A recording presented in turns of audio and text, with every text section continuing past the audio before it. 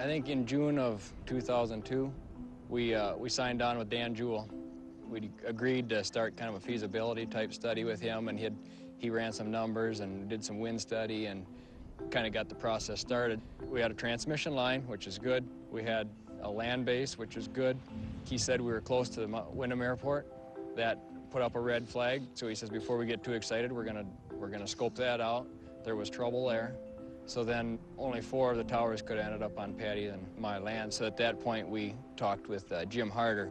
He's a neighbor a mile down the road. He had a large land base there with a hill on it too. And that's how Jim and Trent got involved. Then they each ended up with a tower out of that deal. And then the remaining 6 are friends and neighbors, and turned into be 12 towers. Normally, if you've got a decent wind site and you've got power lines on it for a place to get rid of the crop and an interested buyer for the crop, you can get it done. The 12 towers are all connected and go to our substation. And then from the substation, it's metered and sold into Alliance power line. Okay, so all the energy produced from the 12 big towers is sold. It's based off of what the utility charges us, and if they raise the cost of their price, then they raise the cost of the price that they buy from us as well. Yep. So it's a neat little fit for us. Yeah. Our laws are geared towards cooperatives of individuals coming together to jointly own something. That's what we largely did with the ethanol industry. And we're trying to encourage that with some specific tax incentives in the wind energy production area as well. We've done probably 130 megawatts of community-owned wind farms in the last few years, which is probably about $165, $170 million worth of economic activity. And we keep $13 million a year in the communities. And we've been able to figure out different models on how to do it, to get them financed and to get it done. I mean, to me, I think it's the greatest thing since the invention of the tractor for rural communities. The best way to predict the future is to go invent it. And we got an environment here where people are in love with this and understand it and want to do it. And so it gives us public policy momentum.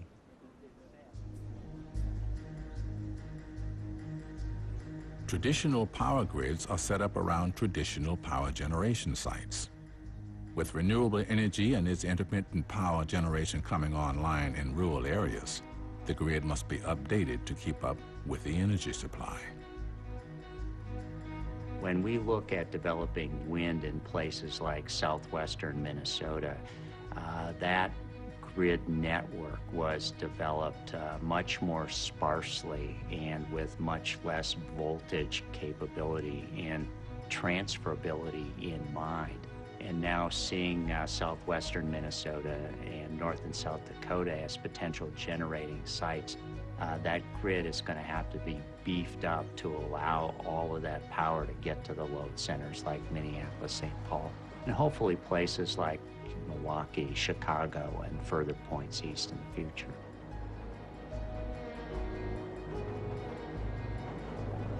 We are truly on the frontier here, and the challenge of standardizing those contracts and ensuring that they have the lowest cost financing, ensuring the parts and maintenance are delivered when they're required is something that we're all still working to refine.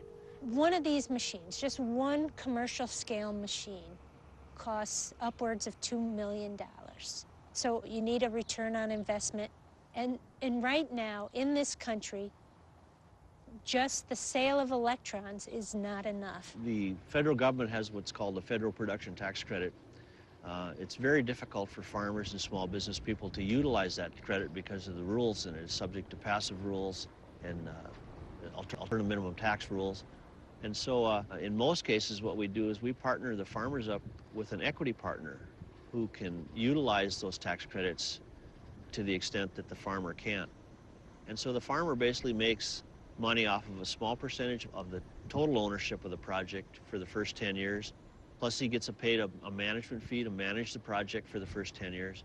And then after that, the ownership structure flips back to the farmer where he ends up owning the machines at the end of the project. So we took out a loan for our portion of it, and then Equity Player came up with the rest of the money, and they're getting their payoff back in the tax credits.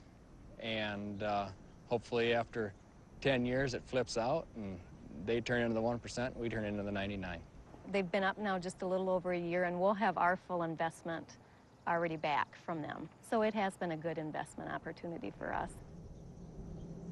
With wind energy, what you see is what you get. Some people are saying, not in my backyard, about looking at those wind turbines and having them be on the landscape.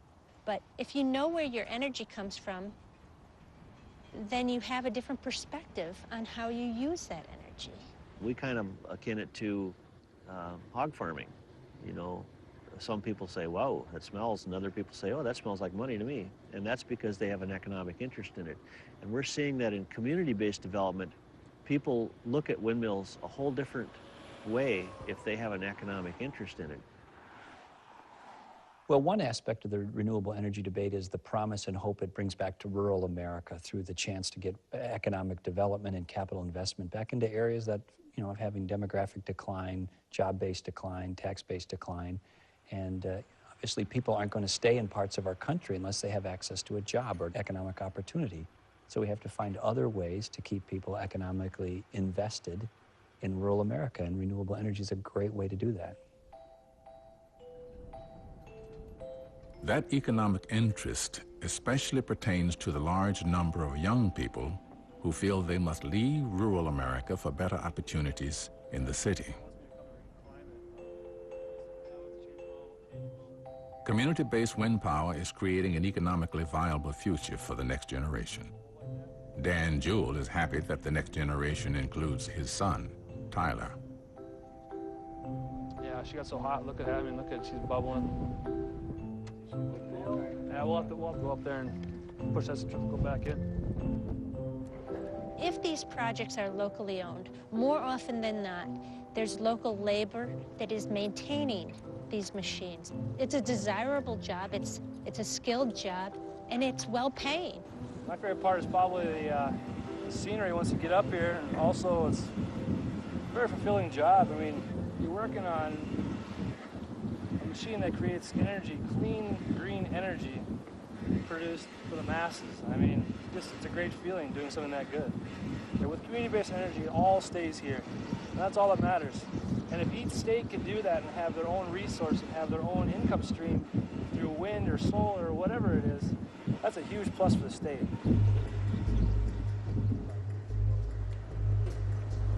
Online, making bacon.